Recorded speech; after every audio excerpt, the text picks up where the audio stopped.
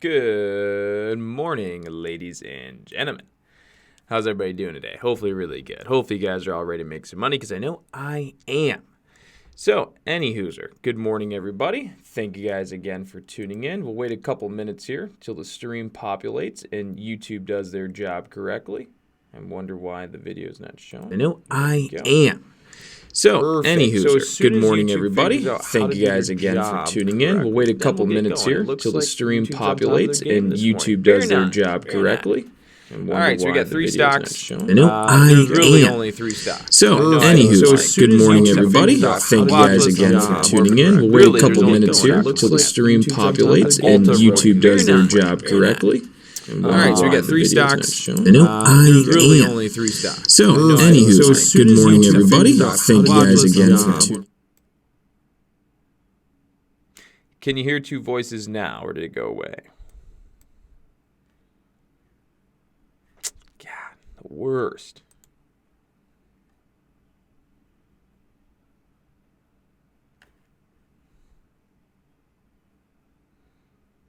Yeah, okay, good, perfect. Yeah, it always happens. Whenever we take the camera off and shoot some other video, then put it back, it always gets all messed up. Perfect. All right, anyways, so we got three stocks, ROKU, ULTA, and FRAN. I can already say now the likelihood I end up trading FRAN's pretty slim. Rob,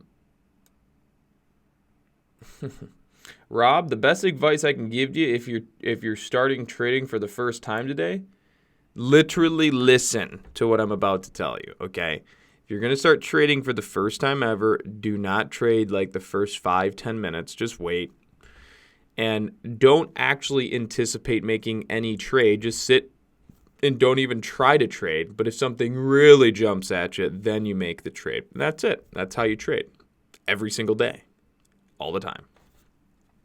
Okay? So really, just be patient. Don't try to trade. Just wait to see if a trade occurs that you really like. Okay, so let's get into sharing the screen here. Alrighty then.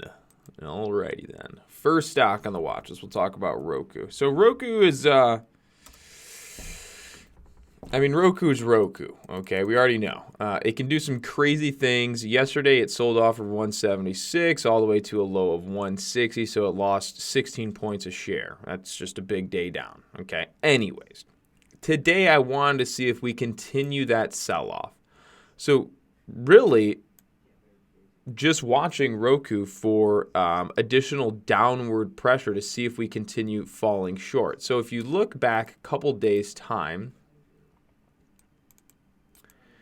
you're going to see this little dip point. You see that one there at 160.30? So we had this big up day. We came down, and then we bounced off this level, sold off. We're below that. So that right now is like a short-term small resistance.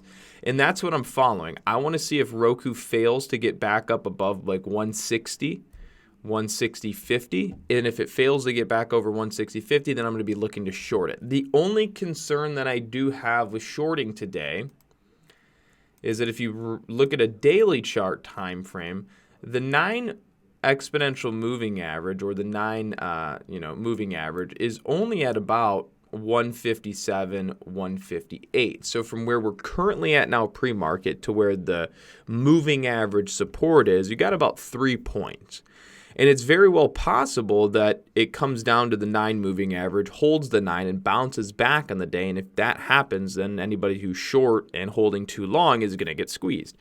So really just going to be watching for some selling pressure on ROKU today, see if we have more of a down dropping day because we started such a big move down yesterday. So for me, it's a short play unless it can get back over the 160.50, start reclaiming that level. But until then, I want to remain short bias on it.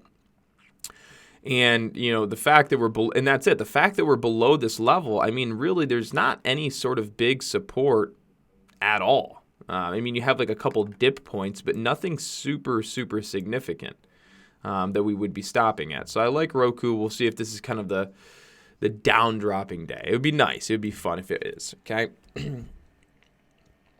Wally, if you want to, just go to the first link Go to the first link in the description of this video. That's going to take you to our website, and then just go to the home page of our website, and then you can kind of search and look at all the different options that we have for packages and things like that, and you can hop in with us.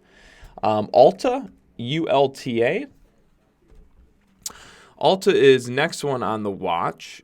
This will also be short bias. Okay, so ULTA, we've been watching for a bounce, and I haven't gotten long yet. I didn't trade this day. I didn't trade that day. I haven't traded any of these days because it never quite formed, or let me rephrase that. It never ended up forming the formation that I needed. That doesn't even really make sense.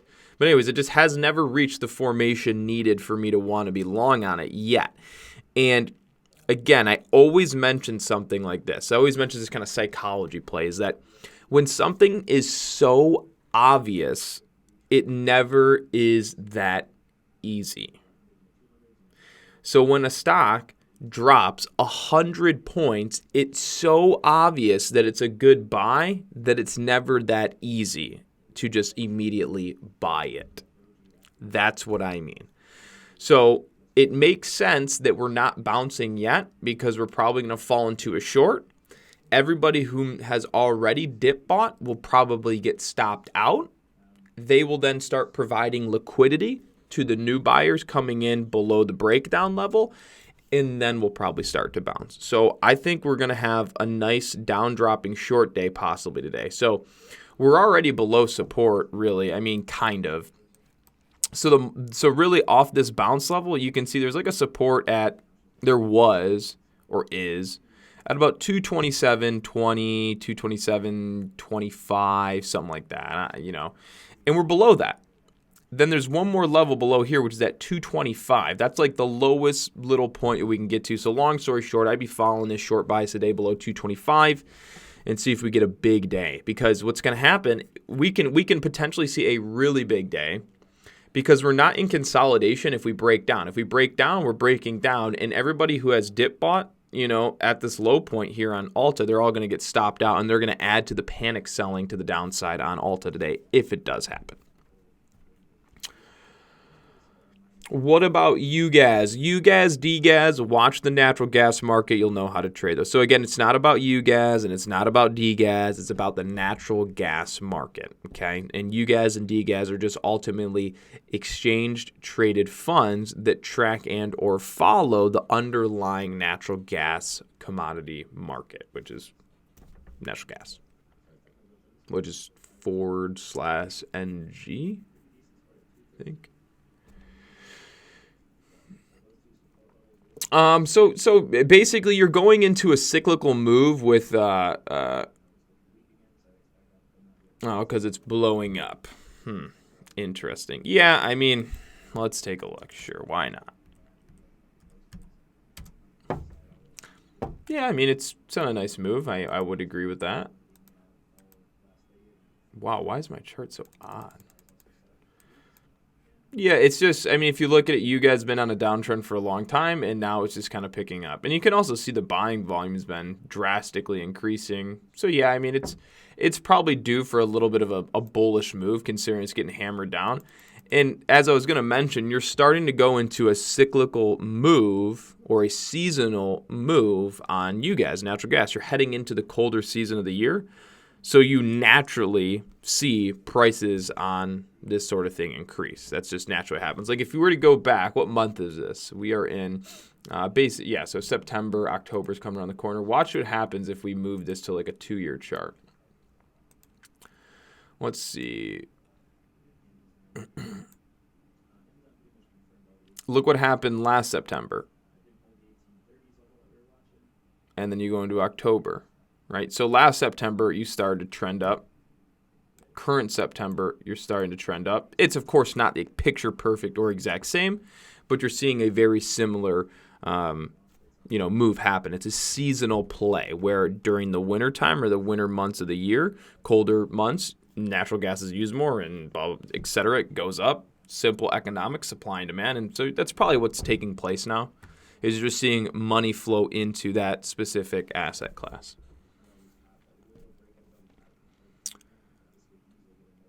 Winter is coming. You all know what that means. The Night Walkers. Or wait, is that what they're called? The Night Walkers from Night Walker. I don't know. I can't remember. White Walker. It's the White Walkers. The White Walkers are coming. So you got to store up on all your natural gas because if you go outside, they're just going to kill you. So that's the only reason you guys are going up, okay? The White Walkers. Night Watchers. Yeah, you can tell I'm an idiot. All right, so next, somebody asked about, so FRAN. We still have to look at FRAN. So FRAN, the big penny stock for the day that everybody is watching, is soon to enter into the seller's location. So the likelihood that you're going to want to be trading this by market opens probably a no-go. It's possible that it'll still have a move. You know, of course, we're going to watch it, but at this point, moves really happened. I really wouldn't be super concerned with trading. Again, I'm not a big fan of trading pre-market, so that always means that I miss these random pre-market runners like this, and it's just because I don't really care to trade pre-market. Maybe one day I will. I mean, I could always pop in a couple hundred shares and try and let it ride, but more oftentimes than not, there isn't a pre-market runner like this. And then more oftentimes than not, when you try to trade it, looking for a pre-market runner, you don't get it, then you result in a loss. So I usually just stay away from the pre-market trading anyways. It doesn't really matter. I mean, in reality, if you think about it, this stock has moved from about $5 to $10. So it's already moved about $10 or $5 per share on the day, a little less than that actually. So it's moved about $5 per share. Netflix moves $5 per share every single day. Roku moves $5 per share every single day.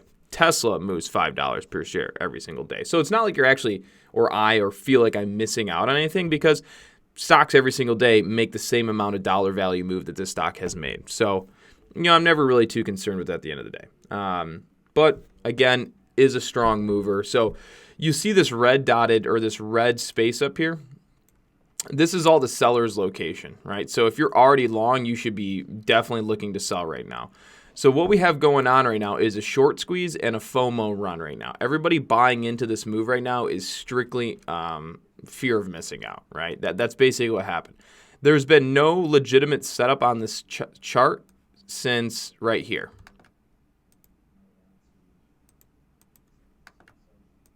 This was the only legitimate setup earlier in the day, a bullish pennant formation. Since then, we've just been trading on random pullbacks and moving higher, and FOMO has been built into the stock. We actually have yet, So anyways, it's just too high. So ideally, the way I go about trading this is watch it for a pullback out of the gates, and then there's going to be a reversal trade. I wouldn't buy this out of the gate. So for the gentleman whose first day it is trading, you probably want to stay away from the stock. It's not going to be one that's going to help your account most likely.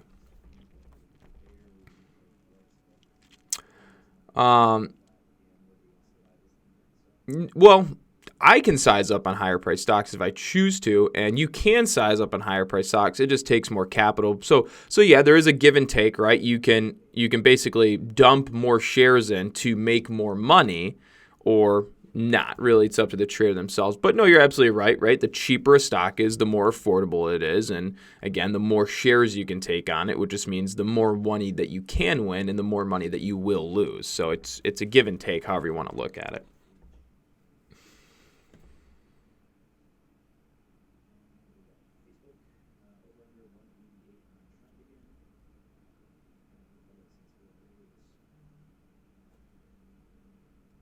Exactly, Roberto.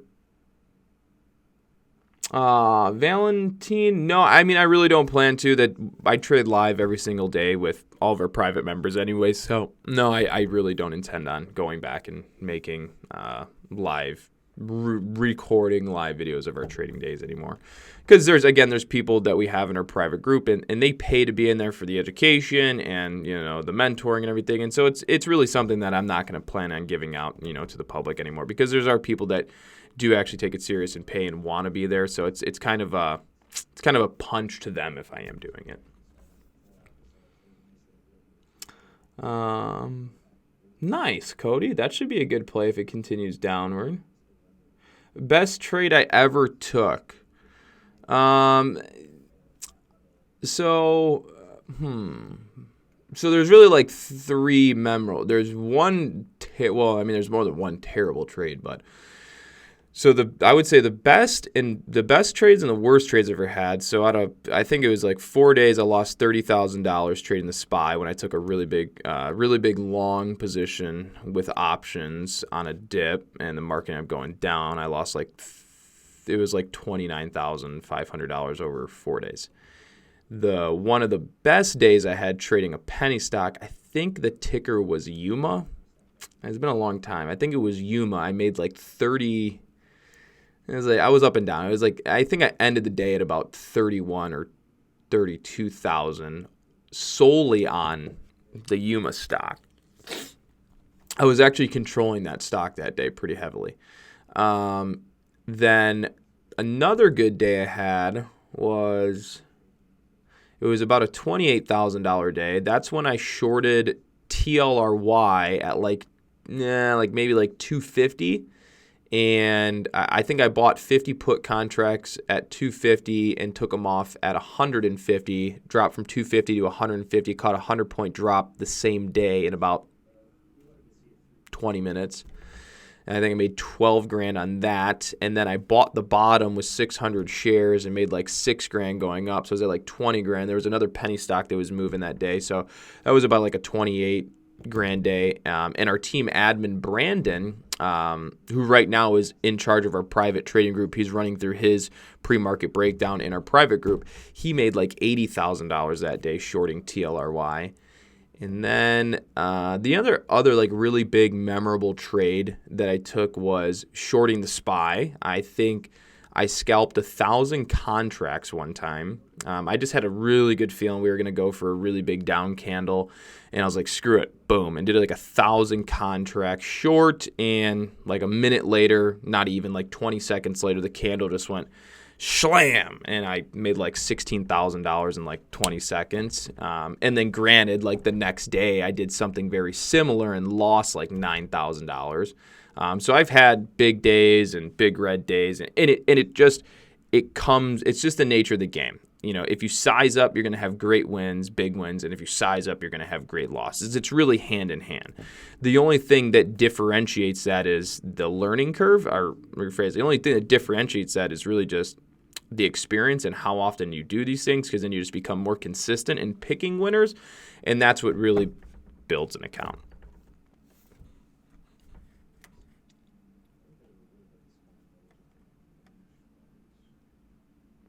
David, there's a link to anybody who wants to join you to our private group. It's super affordable. I mean, it's like $30. So it's like, even if you don't like what we do or how we trade, it's $30 and you can move on. You can maybe test somebody else out. But again, we're not here to rip anybody off and rip off their limbs or anything. We don't charge like $150 a month because that's just ridiculous. So anyways, first link in the description of the video that takes you to our website. From there, you can go to the homepage and just take a look at everything that we have on display at our homepage, and you can pick and choose what you feel will be the best option for you.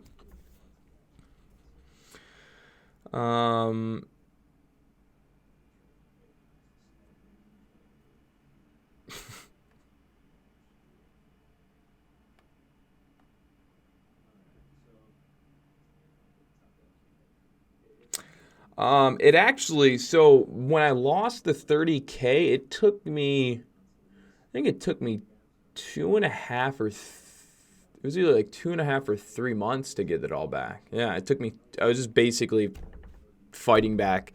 A loss that took 4 days took me like 2.5 months to get back. It might have been 3 months. I don't remember exactly, but it was definitely over 2 months of trading before I got it all back. Because after I took that loss, I'm like, well, shit. I mean, I'm not going to go and like try and win it all back in a trade, because then I'll just have like another $10,000 loss if I fuck up. So I'm like, well, it is what it is. Shit happens, right? Just go back and trade. And so I just traded normal, did my normal thing, didn't size up like a crazy asshole, and then took about 2.5 months. And then I was back to where I was prior. And so, it is what it is, right? You live and you learn. I mean, it is what it is. I mean, there's moments to get ballsy and there's moments to take a big trade. And you'll know it. You'll know when you should try and hammer something, because the opportunities don't just come like that every single day.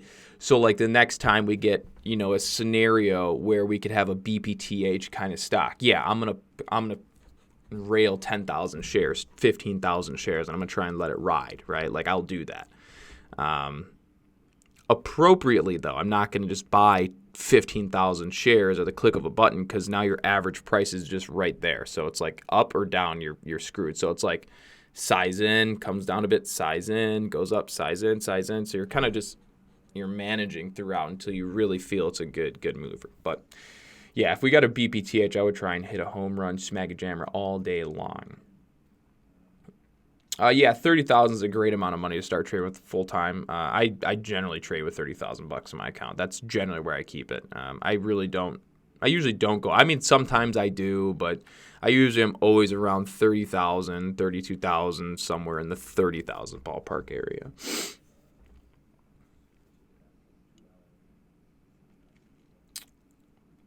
Right now, I don't have many videos out here talking about a lot of those patterns that you're referring to in terms.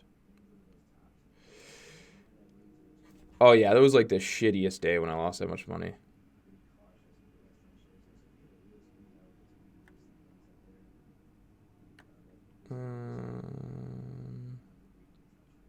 How to scan for top gainers in the market. You don't even have to. You can just go to finviz.com, and right as soon as you get to the homepage of their website, it will say top gainers.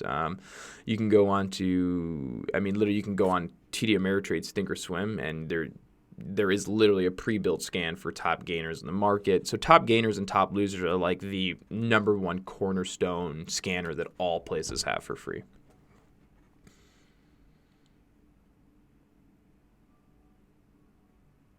You were assigned an option. What do? I don't even know what the term assign an option means, unless you're talking about, the only thing I can see that you're referring to is that maybe you wrote somebody an option and it expired in the money, so now you have to issue them the shares of the company. That's the only thing I could see. That's the only thing I could think of.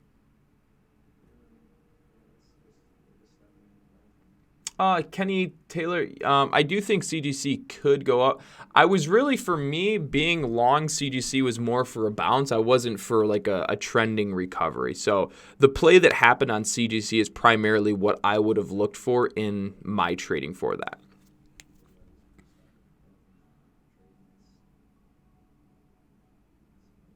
Yeah, your account, no, that's wrong. You don't need $25,000 to trade every single day. If you're on a margin account, then your account has to stay above $25,000 if you would like to day trade every single day.